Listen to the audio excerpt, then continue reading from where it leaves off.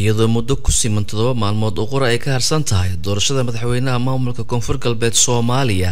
ayaa haddana waxaa soo badanaya musharaxiinta ka tanaasulaya tartanka doorashada madaxweynaha Koonfur Galbeed Soomaaliya maanta waxaa ku dhawaaqay inay tartankii doorashada iskaga hareen Marwo Aamino Maxamed Mursal iyo Cabdiqaadir Shacbaan Dhagacade waxayna tilmaameen in loo baahan yahay in la helo madaxweyne isku xiri kara Koonfur Galbeed iyo dowladda federaalka Soomaaliya iyagoo dhaliilo u jeediyay siyaasiyiin diidan horumarka Koonfur Galbeed sida ay warka u dhigeen waxaan dabacay maadaama mataqaana baarlamaanka gabdhaha ay ku yar yihiin oo tirada hadda aan haysana ay tahay 29 cod kaliya oo inteedina wacd ay ku maray inay isiinayaan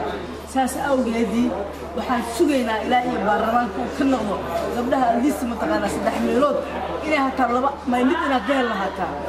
marka saas awgeedii waxaan go'aansaday anoo fiirnaa maslaxadda mataqaana ay sheegay gobolka anoo fiirnaa mataqaana dhammaan Koonfur Galbeed meel walba ay joogto maslaxadoodii gaar ahaan mataqaana danyarta gaar ahaan qaxootiga gaar ahaan danaha qaaska ee muxuu ay sheegay laga leeyahay wadanka maadaama uu dib u dhac weyn ku dhacay inaan hore u sii socono inaan u fududeeyo mataqaana musharaxiinta sharafta oo haddeer mataqaana meesha ku soo haray xilkii aan mataqaana isu soo sharaxay oo muddada dheer aan u soo jiray oo wadooyinkii qodaxaha badnaa aan la soo maray oo wadooyinkii markii dambe naxariista badneed aan ugu imid baydhabana aan la soo kulmay waan iska casilay cidii qasabtay malaha cid wax ii sheegtay malahan certificate-ka qaato musharaxnimo ayaa la yiraahdo waa tanaasulay u dhigi karaa laakiin aniga waa ka haray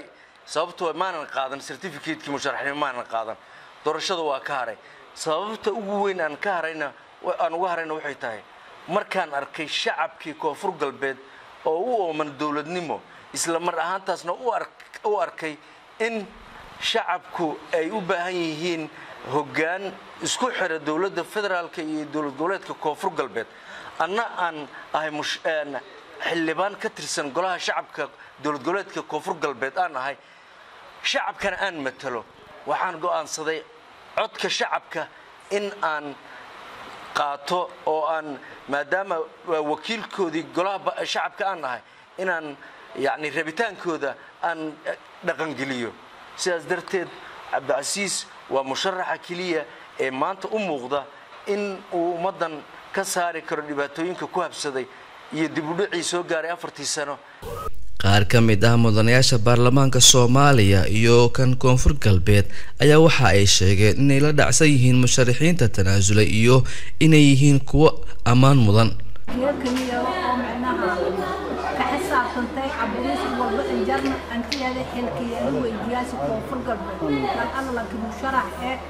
oo joogo hadda macnaha tartamaha ay xaqbaan si aad garab surinta kelimada ilaaha surtay